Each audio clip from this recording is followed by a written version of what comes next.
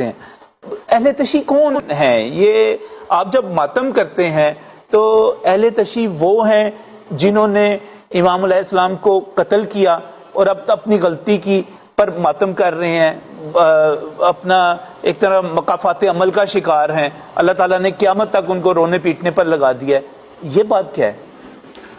دیکھیں، سوال تو یقیناً یہ ہر زد و عام خاص لوگوں کی زبان پہ ہے اور یہ اعتراض ہے، لیکن اس کا جواب میں اگر کہوں تو بہت سخت ہے۔ مجھے بڑے احترام کے ساتھ ان چیزوں کو پیش کرنا ہوگا۔ حقیقت یہ ہے کہ شیعہ اسے کہتے ہیں جو ولایت علی ابن ابی طالب علیہ السلام اور ان کے 11 بیٹوں کی امامت کو مانتا ہو، ولایت کو مانتا ہو، وہ شیعہ ہے۔ اب ماننا اور عمل کرنا یہ لازم و ملزوم ہے۔ ایک آدمی دعویٰ کرتا اس پہ عمل نہیں کرتا تو اس کا مطلب یہ ہے کہ وہ جھوٹا دعویٰ ہے۔ ایک چیز تو یہ ہے۔ دوسری بات یہ ہے کہ ہم جب کربلا میں دیکھتے ہیں تو امام حسین علیہ السلام کے قتل میں سب سے آگے جو شخص کھڑا ہے عمر ابن سعد ابن ابی وقاص۔ ابی وقاص کون ہے؟ عشرہ مبشرہ کے اس صحابی کا بیٹا جو امام حسین علیہ السلام پہ سب سے پہلا تیر چلا رہا ہے۔ اب میں اس کو شیعہ کہوں گا؟ نہیں، میں وہی عرض کروں گا کہ اگر ہم شیعہ سنی کی اصطلاح سے نکلیں اور آئیں حسینی اور یزیدی کی اصطلاح میں تو ہمارے لیے بہت بات کرنا آسان ہو جائے گا۔ یہ سب سے بہتر پیغام، یہ بات آسان ہو جائے گی۔ رہ گیا معاملہ اسی طرح قاضی شریح، کوفہ کا سب سے بڑا قاضی تھا، حضرت عمر رضی اللہ تعالیٰ عنہ کے دور میں بطور قاضی متعین ہوا، حضرت عثمان رضی اللہ تعالیٰ کے زمانے میں قاضی رہا، حضرت علی علیہ السلام کے زمانے میں وہی قاضی رہا۔ تینوں ادوار آ گئے جی۔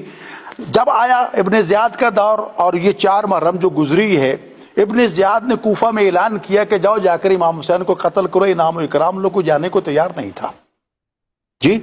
اب اس میں ڈرایا گیا، دھمکایا گیا، اس نے لالچ دیا لیکن کام نہ بنا۔ اس نے جو سوچا جب تک حسین کے قتل کو کوئی شریعت کا بہانہ بنا کے اس کو شریعت کا مخالف اور باغی قرار نہیں دیا جائے گا، لوگ نہیں جائیں گے۔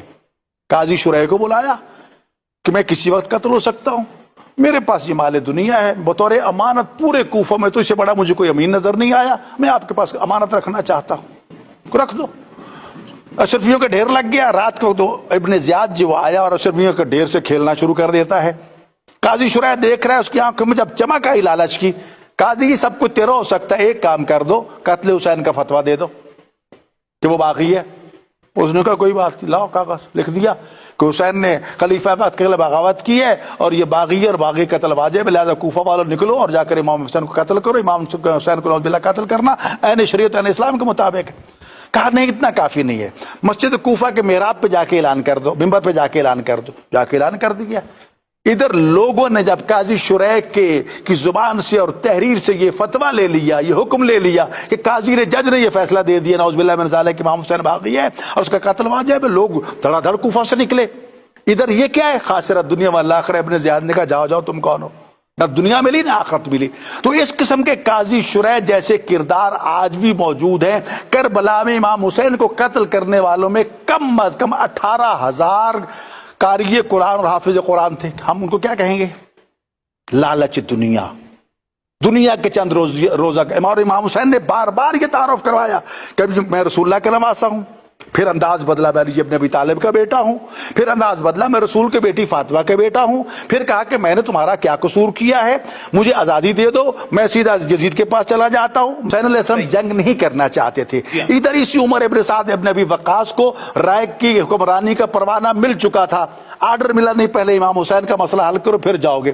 نہیں چاہتا تھا جنگ کرے کہ نہ کرے، بالآخر اس نے تیر چلا کے پورے فوج کو گواہ بنایا، گواہ رہنا کہ سب سے پہلا تیر میں چلا رہا ہوں تاکہ رائے کی حکومت مل جائے۔ امام نے فرمایا تھا نہ تجھے رائے کی حکومت ملے گی، نہ تجھے دنیا ملے گی، نہ آخرت ملے گی۔ میرے خون ناک سے اپنے ہاتھوں کو رنگین نہ کرو۔ اور اسے آگے بڑھیے کہ یزید نے جو کارنامہ انجام دیا، یزید نے امام حسین علیہ السلام اہل بیت کو قتل کیا، یزید نے مسجد نبوی میں کتنے صحاب کو شہید کیا، واقعہ ہر موجود ہے۔ مسجد نبوی کے اذان و اقامت معطل ہو جاتی ہے، کچر گھوڑے باندھ دیے جاتے ہیں اور وہ مسجد نبوی کی حالت ہوتی ہے۔ اس کے بعد خانہ کعبہ سب سے معتبر ترین مقدس ترین مقام پوری ملت اسلامیہ دنیا کے لیے، کعبہ کو شہید کرنے والا یزید کا حسین بن نبیر سپاہی۔ تو یہ کردار سب کچھ دیکھنے کے باوجود بھی ہم یہ کہیں کہ امام حسین ایک طرف کھڑے ہیں ان چیزوں کو بچانے کے لیے۔ مشورے کی بات آپ کر رہے ہیں، حضرت عبداللہ ابن زبیر نے امام حسین کو مکہ میں مشورہ دیا تھا، تو آپ نے کیا کہا تھا؟